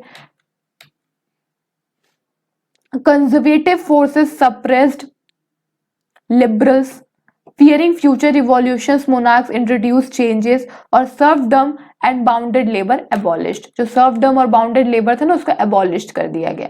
ठीक है, अब यहाँ से बात आती है मेन टॉपिक की, जहां से क्वेश्चंस आते हैं, और मैंने अभी तक जितने भी टॉपिक पढ़ाए ना उतने एग्जाम में पूछे नहीं जाते हैं। ठीक है, तो जहां जहां से पूछे जाते हैं उसको मैं अच्छे तरीके से पढ़ा रही हूँ।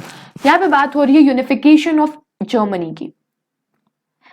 तो इन मई 1848 में जितने भी लिबरल अटेम्प्ट किए गए सेटअप करने के लिए कॉन्स्टिट्यूशनल मोनार्की को, कहा? फ्रैंकफर्ट में, ठीक, वो जो कि suppressed by the monarchy military and junkers.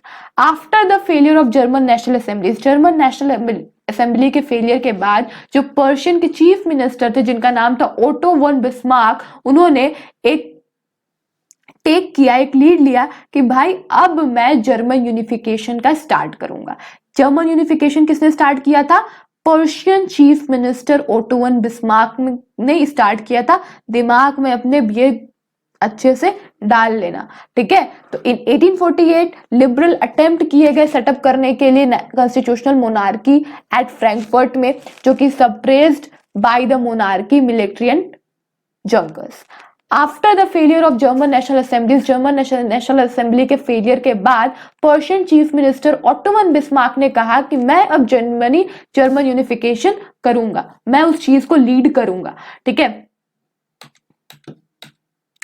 इन्होंने प्लान किया द यूनिफिकेशन किसके हेल्प से? पर्शियन आर्मी और ब्यूरोक्रेसी के हेल्प से। ब्यूरोक्रेसी क्या होता है बच्चा? जैसे हमारे यहाँ आईएएस पीसीएस होते हैं ना, वैसे वहां पे भी आर्मी और ब्यूरोक्रेसी रहती थी। ही कंडक्टेड 3 वॉर, इन्होंने 3 वॉर कंडक्ट किया फ्रांस, ऑस्ट्रिया और डेनमार्क के साथ 7 साल के बीच में, थर्स इंश्योरिंग जर्मन यूनिफिकेशन। देन उसके बाद इन्होंने क्या इंश्योर किया? जर्मन यूनिफिकेशन को। जो प्रोसेस था उन्होंने completed with the crowning of Kaiser William first as a king of Germany. ठीक, कौन पहले किंग थे जर्मनी के? Kaiser William first. ऐसे, ठीक है, यूनिफाइड हो गया जर्मनी इन 1871 में, डेट याद रख लेना, ठीक है। और ओटो वन बिस्मार्क ने यूनिफाई किया था, लीड किया था इस चीज को। यूनिफिकेशन ऑफ इटली, यहां से भी क्वेश्चंस बनते हैं। इटली को डिवाइड किया गया था 7 स्टेट्स में, of which only 1 Sardinia Piedmont was ruled by an Italian dynasty. इसमें कि एक सार्डिनिया पिडमोंट था जो कि कौन रूल करता था? उस पे इटालियन डायनेस्टी रूल करती थी। जो भी आइडिया था इटालियन यूनिफिकेशन का, वो कहां से आया? गुजीपी मजीनी के थ्रू आया। ठीक, जर्मनी यूनिफिकेशन का आइडिया कौन दिया था, कौन लीड किया था? ओटो वन बिस्मार्क ने। और इटली यूनिफिकेशन को किसने लीड किया था? गुजीपी मजीनी ने, ठीक, through his secret society called Young Italy. After his failed revolution in 1831 and 1848, इन्होंने लीड किया था, was taken by the king of Sardinia Victor Emmanuel second. Chief minister जो थे सार्डिनिया पिडमोंट के count Cavour led the unification process of diplomatic, जो unification का process था Italy का, वो बहुत ही डिप्लोमेटिक अलायंस में लेने लगे with France to defeat Austria and unify it's northern territories. In the southern part, जो साउथर्न पार्ट था, Giuseppe Garibaldi lead the movement of involving local peasants, कि उन्होंने क्या सोचा कि अब मैं लोकल पीजेंट्स को इन्वॉल्व करूंगा सपोर्ट करने के लिए to derive out the Spanish rulers. Thus the process of unification completed, जो यूनिफिकेशन ऑफ इटली का जो प्रोसेस था इसी तरीके से कंप्लीट हुआ with the crowning of Victor Emmanuel second as the king of Italy इन 1861। तो विक्टर इमैनुअल को भाई देख लो ऐसे दिखते थे, गुजीपी मजीनी जी ऐसे दिखते थे, काउंट केवॉर ऐसे दिखते थे, और गारिबल्दी ऐसे दिखते थे। ठीक है। Italian states before unification 1858। Unification, अब यहाँ पे देखो तीन चीज को पढ़ना है, यहाँ से ब्रिटेन का तो उतना आता नहीं है, लेकिन unification of Italy and unification of Germany पूछा जाता है। तो यूनिफिकेशन ऑफ ग्रेट ब्रिटेन जो था ना, अनलाइक जितने भी यूरोपियन यूनिफिकेशंस थे, this was not the result of nationalist revolt. जितने भी ब्रिटिश इलिस थे consisted of 4 main ethnic regions, English, Wales, Scottish and Irish. जो डिसीजन था यूनिफिकेशन के लिए was taken by the British parliament. In 1707 किस act के दौरान, यूनियन एक्ट के दौरान, England took control of Scotland completely subjugating their identity. 1801 की बात करें बच्चा तो through another act of union Ireland too was made a part of the, Ireland किसका पार्ट बन गया था, किंगडम ऑफ ग्रेट ब्रिटेन का। ठीक, कब, 1801 में। There was a great effort, बहुत ही ग्रेट एफर्ट लगा था इम्पोज करने में सिंबल्स ऑफ ब्रिटिश कल्चर का, ओ किस पे, स्कॉटलैंड पे और आयरलैंड पे। विजुअलाइजिंग नेशन, यहाँ लगता है कि हाँ आप लोग का नेक्स्ट टॉपिक है, लास्ट है इवन। ठीक, बहुत जल्दी ये चैप्टर खत्म हो गया क्योंकि हम लोगों ने इस चीज को स्टडी किया है। ठीक, तो एज अ वन शॉट मैं थोड़ा शॉर्ट में पढ़ाई उस चीज को। Visualising nation, nations begin to be portrayed as a female figures called allegory. Nations को पोर्ट्रेट किया गया एज फीमेल फिगर्स के थ्रू, जिसको कि हम लोग एल्गरी बोलते हैं। जो आइडिया था लिबर्टी का, जस्टिस का, रिपब्लिक का, वो बहुत ज्यादा पर्सोनिफाइड था एज फीमेल फिगर्स के थ्रू। जितने भी एल्गरीज थे उनको इरेक्ट किया गया at squares to mark a national unity. Coins, stamps carry किए गए उस इमेजेस में। ठीक, दिख रहा होगा किस तरीके से वो कॉइन्स वगैरह लिए हैं, स्टैम्प्स वगैरह लिए हैं। Mariana represented Republic of France, वो किस चीज को रिप्रेजेंट करी, रिपब्लिक ऑफ फ्रांस को, और जर्मेनिया पोर्ट्रेट कर रही है जर्मन नेशन को। ठीक है, तो बेसिकली बच्चा यहाँ पे आपका चैप्टर एंड होता है। ठीक है, अब हम लोग थोड़ा सा सॉल्व कर लेते हैं बहुत सारे क्वेश्चंस। ठीक है, तो चलिए बच्चा पार्टी हम लोग बढ़ते हैं अपने क्वेश्चंस की तरफ। ठीक है, चैप्टर तो कंप्लीट कर ही लिया हम लोगों ने, तो हम लोग अब क्वेश्चंस करते हैं, थोड़ा इंपॉर्टेंट क्वेश्चंस जहां से पूछे जाते हैं। तो पहले तो थोड़ा सा हम लोग एनसीईआरटी बेस्ड क्वेश्चंस कर लेते हैं। ठीक है बच्चा। तो देखो पहली चीज तो थोड़ा सा हम लोग पढ़ लेते हैं कि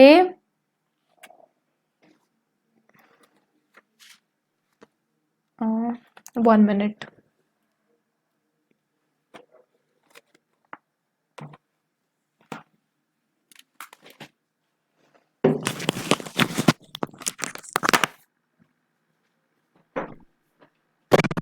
हमें बंद कौन कर दे रहा है?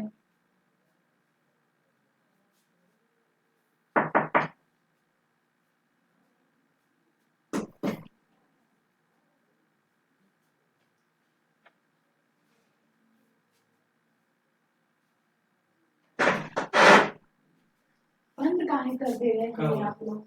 वहाँ पे पेज है।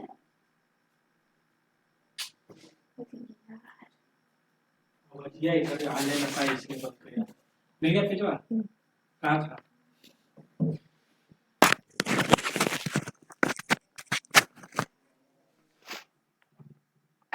ठीक है बच्चों, तो चलो हम लोग थोड़ा सा क्वेश्चंस कर लेते हैं। ठीक है, चैप्टर्स तो हम लोगों ने कंप्लीट कर ही लिया है, थोड़ा सा हम लोग क्वेश्चन कर लेते हैं एनसीईआरटी बेस्ड भी और ऐसे भी।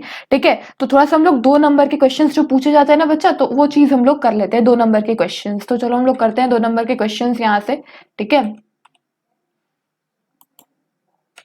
देखो पहला क्वेश्चन यहाँ पे क्या बनता है, थोड़ा सा यहाँ पे हम लोग क्वेश्चंस करेंगे। जो पेजेस है ना, थोड़ा हम लोग वहीं पे क्वेश्चंस करते हैं, ठीक है। तो पहला क्वेश्चन ले लो कि पूछा जा सकता है कि बहुत ही एक वन वर्ड क्वेश्चन होता है ना, बहुत ही शॉर्ट क्वेश्चंस में स्टार्ट कर रही हूँ, ओके। कि एक होता है ना कि बहुत बेसिक क्वेश्चन, वहां से मैं स्टार्ट कर रही हूँ। तो पहला क्वेश्चन है कि what was the main aim of what was the main aim of revolutionaries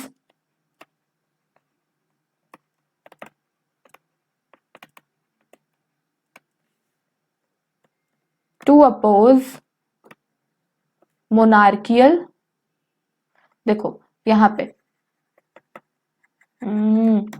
यहां से क्वेश्चंस बनता है कि मेन एम क्या था रिवॉल्यूशनरीज का, बहुत ही वन मार्क टाइप क्वेश्चंस है और ये वन वर्ड में आप इसका आंसर दे सकते हो। तो यहाँ पे क्वेश्चन बन रहा है बच्चा कि what was the main aim of revolutionaries, revolutionaries का मेन एम क्या था। तो रिवॉल्यूशनरीज का मेन एम था बच्चा, आपका आंसर रहेगा कि the revolutionaries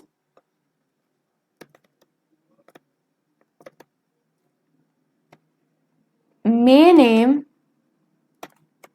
to oppose the monarchical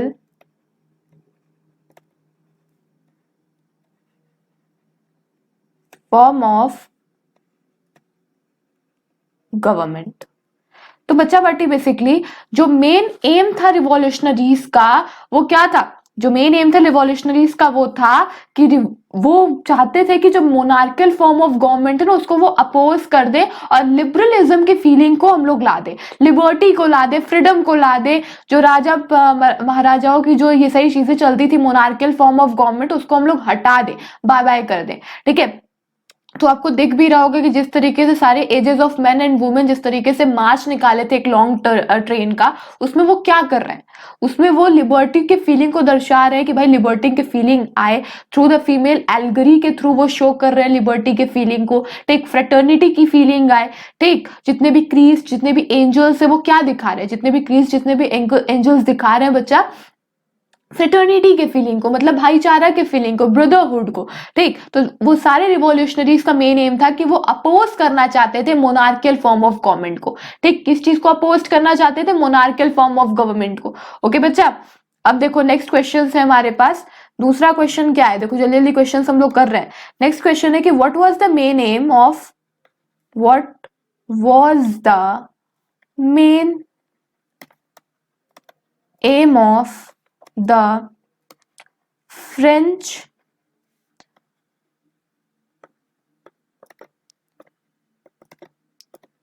revolutionaries. यहां पे क्या पूछा गया है, क्या मेन एम था फ्रेंच रिवॉल्यूशनरीज का, what was the main aim of French revolutionaries. तो the main aim of French revolutionaries is that, देखो the main aim of French revolutionaries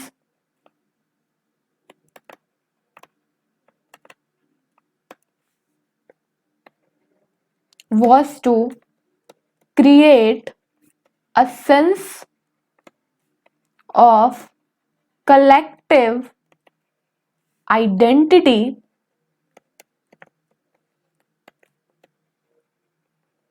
amongst the French people. वो किस चीज को क्रिएट करना चाहती थी, एक सेंस ऑफ कलेक्टिव आइडेंटिटी को क्रिएट करना चाहती थी अमंग्स द फ्रेंच पीपल, ठीक है। दे प्रोक्लेम्ड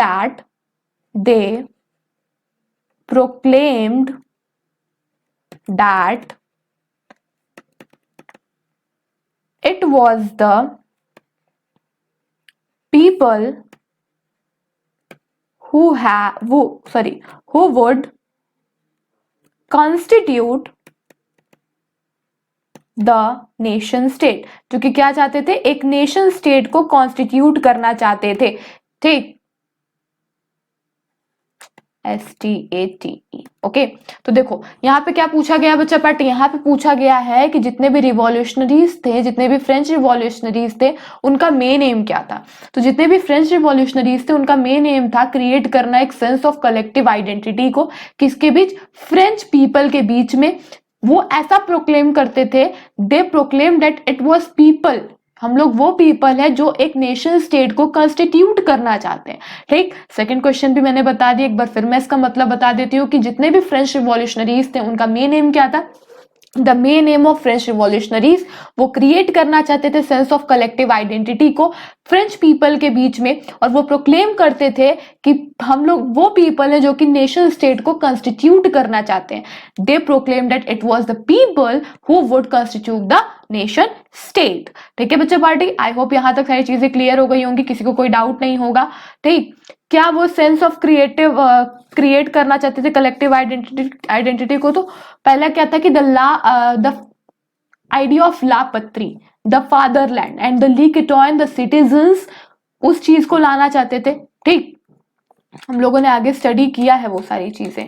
ठीक, देखो यहाँ पे मैं बता देती हूँ, उसके आगे के चीजों को एक बार एक्सप्लेन कर देती हूँ फिर से। ठीक, तो उन्होंने ये सारी चीजें करने के लिए बहुत सारे प्रैक्टिसेस, बहुत सारी चीजें की थी। देखो मैंने यहाँ पे बताए हैं कि द आइडिया ऑफ ला पत्री को लाना, the fatherland and le ketone the citizens emphasis the notion a united community enjoying equal rights under the constitution. एक कॉन्स्टिट्यूशन के अंदर रह के जितने भी लोग हैं वो अपने अपने एक इक्वल राइट्स को एंजॉय करेंगे। ठीक, एक न्यू फ्रेंच फ्लैग को लाया गया बच्चा, the tricolour was chosen to replace the formal royal standard flag. एक न्यू ट्राई कलर या फ्रेंच फ्लैग को लाया गया, किस चीज को रिप्लेस करके, फॉर्मल रॉयल स्टैंडर्ड फ्लैग को रिप्लेस करके। स्टेट्स जनरल इलेक्ट किए गए by the body of active citizens, और रिनेम किया गया नेशनल असेंबली को। नए नए हाइम्स कंपोज किए गए, गाने कंपोज किए, various types of oaths take लिए गए, प्रतिज्ञाएं ली गई। Martyrs commemorated all in the name of nations, ये सारी चीजें किस नाम पे होती थी, एक नेशन के नाम पे होती थी। एक सेंट्रलाइज्ड एडमिनिस्ट्रेटिव सिस्टम आया। ठीक, what was put in place and it formulated uniform laws for all the citizens within its territory। Okay, अब थोड़ा सा हम लोग आगे के स्टडी कर लेते हैं, थोड़ा सा यहाँ पे हम लोग पढ़ लेते हैं। नेक्स्ट क्वेश्चन यहाँ पे मैं देती हूँ बच्चा, कि नेक्स्ट क्वेश्चन क्या है कि थोड़ा सा एक होता है ना कि आप लोग को 3 नंबर के क्वेश्चंस में पूछ लिया जाएगा कि right a note on this topic. ठीक, तो पूछ लेगा कि भाई गुजीपी मजीनी के बारे में कुछ लिखो, आप ओटो वन बिस्मार्क के बारे में लिखो, फ्रैंकफर्ट पार्लियामेंट के बारे में कुछ पॉइंट्स लिख दो, या फिर the Greek war of independence पे कुछ पॉइंट्स वगैरह लिख दो। तो ये सारी चीजें पूछे जाएंगी। तो सबसे मेन जो पॉपुलर क्वेश्चन है ना बच्चा, वो है गुजीपी मजीनी के बारे में पूछा जाता है। ठीक, कि भाई गुजीपी मजीनी कौन थे।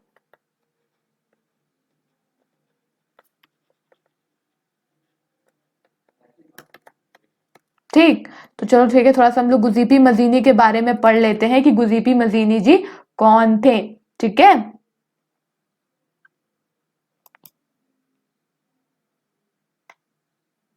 देखो गुजीपी मजीनी कहाँ बॉर्न हुए थे, मैं इसको पॉइंट वाइज में बता रही हूँ।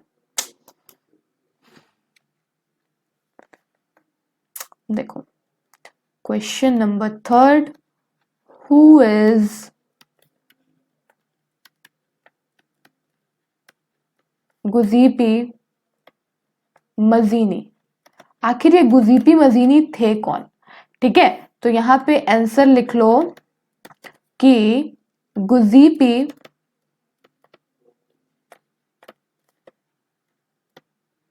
मजीनी कौन थे, कहाँ पैदा हुए थे बच्चा, was born in, Giuseppe Mazzini born in Genoa. कहाँ बॉर्न हुए थे बच्चा, गैनोवा में बॉर्न हुए थे इन 1807 में। किस, कहाँ पे, कब पैदा हुए थे, ये गैनोवा में पैदा हुए थे 1807 में। और ये क्या थे, was an Italian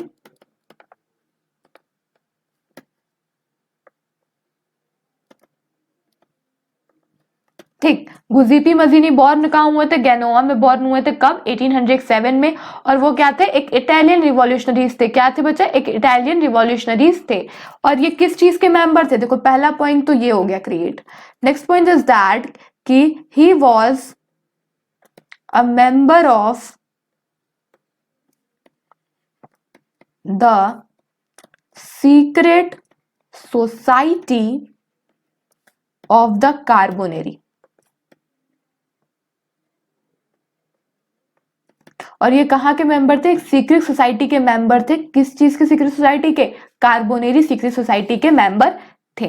next point is that बच्चा कि at the age of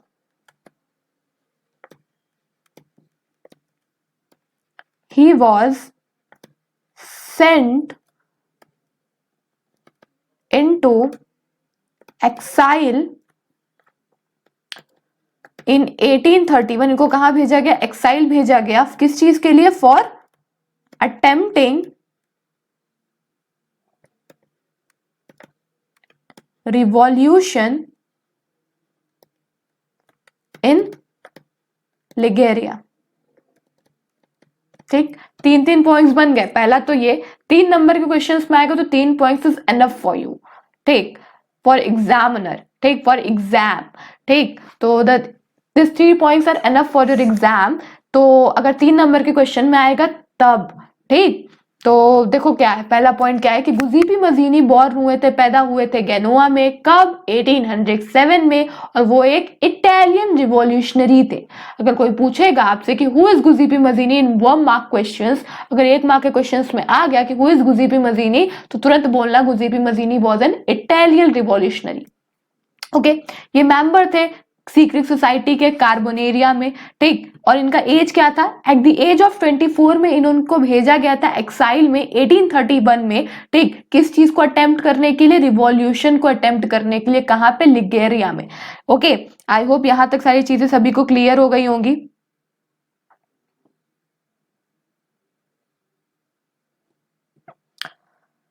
okay, तो पहला तो ये बन जाता है। दूसरा क्या बनता है बच्चा पार्टी? तो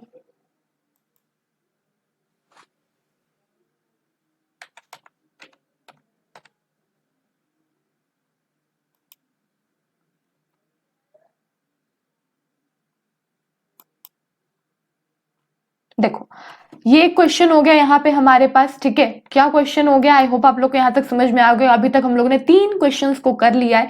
पहला क्वेश्चन, मेन एम क्या था रिवॉल्यूशनरीज का? दूसरा एम क्या था? फ्रेंच रिवॉल्यूशनरीज का मेन एम क्या था? तीसरा क्या है कि गुजीपी मजीनी कौन थे? ठीक, मैंने ये सारी चीजें बता दी। अब हम लोग थोड़ा सा आगे बढ़ते हैं। अब नेक्स्ट क्वेश्चन यहाँ पे बच्चा पार्टी आता है, जो कि है कि थोड़ा सा शॉर्ट नोट लिख लो भाई। आप लोग को शॉर्ट नोट लिखना है। किस पे?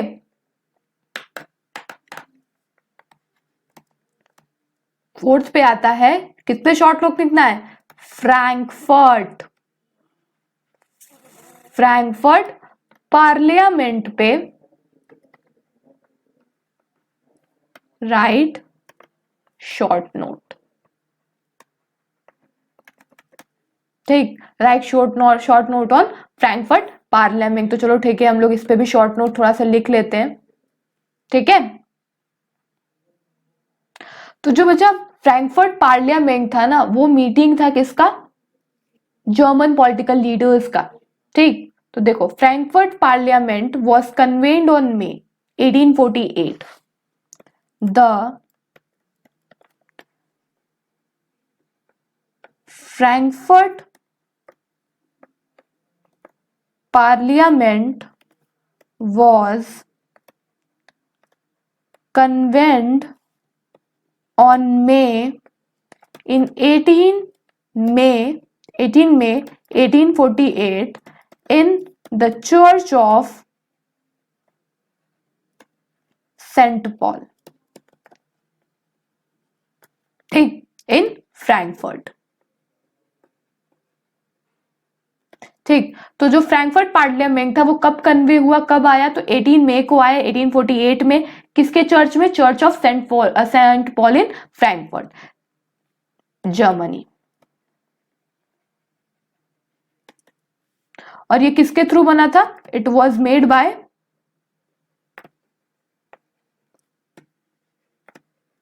Middle class professionals,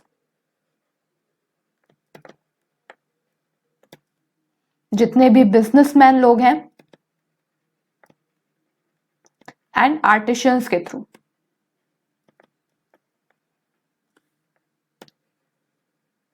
from various regions of areas of Germany. तो देखो, दो पॉइंट बनाया हम लोगों ने कि जो फ्रैंकफर्ट पार्लियामेंट के बारे में शॉर्ट नोट लिखना था। तो जो फ्रैंकफर्ट पार्लियामेंट कन्वेंड हुआ था May 1848 in church of saint Paul in Frankfurt Germany. इसको किसने बनाया था? तो मिडिल क्लास प्रोफेशनल्स के थ्रू, बिजनेसमैन के थ्रू, और जितने भी आर्टिशंस थे जर्मनी के अलग अलग एरिया के, अलग अलग रीजन्स के, उनके थ्रू बनाया गया था। ठीक है बच्चा? तो आई होप इतने पॉइंट्स तो बहुत है शॉर्ट नोट के लिए। ठीक, पर्पस मैं बता देती हूँ। तो ड्राफ्ट करने के लिए constitutions for a German nation के लिए। ठीक, पर्पस क्या था इस फ्रैंकफर्ट पार्लियामेंट को बनाने का? तो पार्लियामेंट को बनाने का एक ही पर्पस था कि वो ड्राफ्ट करना चाहते थे कॉन्स्टिट्यूशंस को। किसके लिए? जर्मन नेशन के लिए। That would be a monarchy headed by German emperor and elected parliament. जो कॉन्स्टिट्यूशन था वो कब कंप्लीट हुआ? तो मार्च 1849 में। 1848 में इसको बनाया गया, 1849 में इसके सारे जो कॉन्स्टिट्यूशन है वो बने। ठीक, आई होप आपको ये भी क्लियर हो गया होगा। चलो ठीक है, तब हम लोग नेक्स्ट चीज को, क्वेश्चंस को देख लेते हैं। तो देखो बच्चा, नेक्स्ट क्वेश्चन क्या है हमारे पास? Question number 5। तो वो है कि यहां से क्वेश्चन आता है कि describe any two reforms made by या और introduced by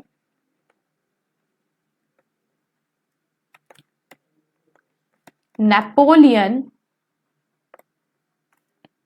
in the territories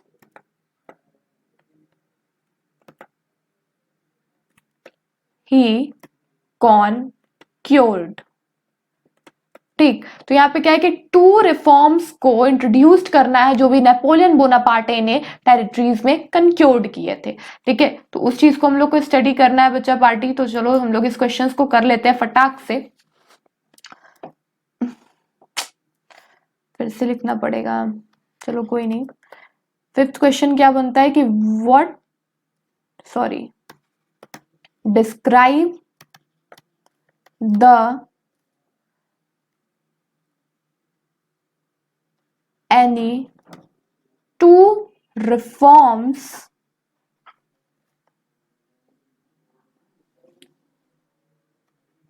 made by or introduced by Napoleon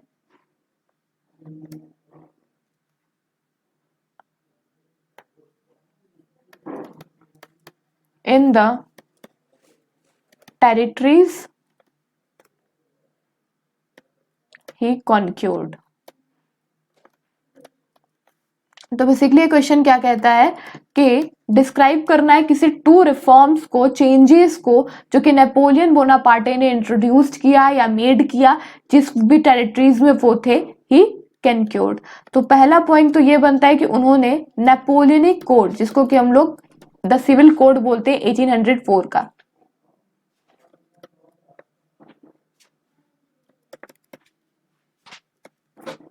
ठीक, तो इट फिनिश्ड, या बोल सकते हो and all privileges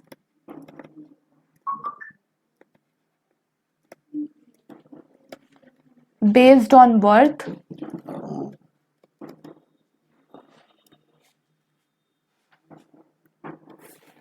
and established equality before law.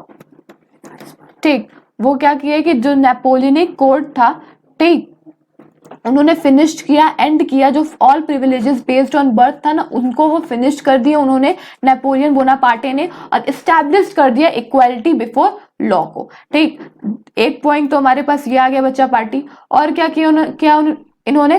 ठीक, तो इन्होंने इंट्रोड्यूस्ड किया किस चीज को? यूनिफॉर्म लॉज को। किस चीज को इंट्रोड्यूस्ड किया बच्चा पार्टी? यूनिफॉर्म्स लॉज को इंट्रोड्यूस्ड किया, स्टैंडर्डाइज्ड किया वेट्स एंड मेजर्स को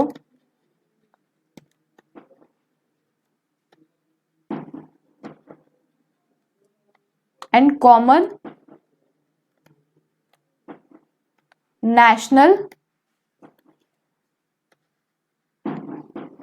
लैंग्वेज भी बनाई, ठीक, कॉमन नेशनल लैंग्वेज भी बनाया, ठीक है, national language and currency to facilitate the movement of goods and capital, ठीक है, from one place to another place. तो यहाँ पे क्वेश्चन क्या पूछा था कि दो रिफॉर्म को बताना है जो भी नेपोलियन बोनापार्टे ने इंट्रोड्यूस किए थे उस टेरिटरी में जिन्होंने उसको पाया था, ठीक। तो नेपोलियनिक कोड तो उन्होंने एंड कर दिया था प्रिविलेजेस बेस्ड ऑन बर्थ को और स्टैब्लिश कर दिया था इक्वालिटी बिफोर लॉ। इन्होंने इंट्रोड्यूस किया था बहुत सारे यूनिफॉर्म लॉज को, स्टैंडर्डाइज वेट एंड मेजर्स को, और कॉमन नेशनल लैंग्वेज बना दी, कॉमन करेंसी बना दी, किस चीज को फैसिलिटेट करने के लिए, movement of goods and capital from one place to another place, ठीक है। आई होप आप लोग को यहाँ तक सारी चीजें क्लियर हो गई होंगी, ठीक। तो यहाँ पे देखो अब हम लोग एक लास्ट क्वेश्चन करते हैं जो कि है 1 मार्क का क्वेश्चन, ठीक। क्वेश्चन नंबर 6 क्या है, अभी मैं और भी क्वेश्चंस करवाऊंगी, ये मत सोचना कि बस इतना ही क्वेश्चन है, अभी और क्वेश्चंस होंगे नेक्स्ट वीडियोस में, ठीक। हु रिमार्क्ड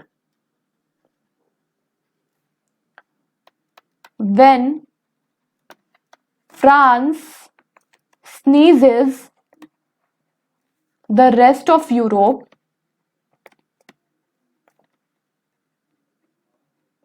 catches cold, ठीक। तो इसका आंसर होगा बच्चा कि ड्यूक मैटरनिक, बहुत वन वर्ड में आंसर है ना, ठीक। तो बेसिकली बच्चा आज हम लोगों ने 6 क्वेश्चंस किए, ठीक। आपके एग्जाम पॉइंट ऑफ व्यू से रिलेटेड क्वेश्चंस आ सकते हैं, इसके आगे क्वेश्चंस हम नेक्स्ट वीडियो में स्टडी करेंगे, ठीक है। तो बेसिकली बच्चा यहाँ पे आपका क्लास एंड होता है, ठीक है। किसी को कोई डाउट होगा तो आप लोग नेक्स्ट क्लास में पूछ लेना मेरे से, मतलब कि नेक्स्ट क्लास में कमेंट करके पूछ लेना, ठीक है। और हम लोग आगे के क्वेश्चंस नेक्स्ट क्लास में डिस्कस करेंगे, ठीक। तो हम लोग मिलते हैं नेक्स्ट क्लास में।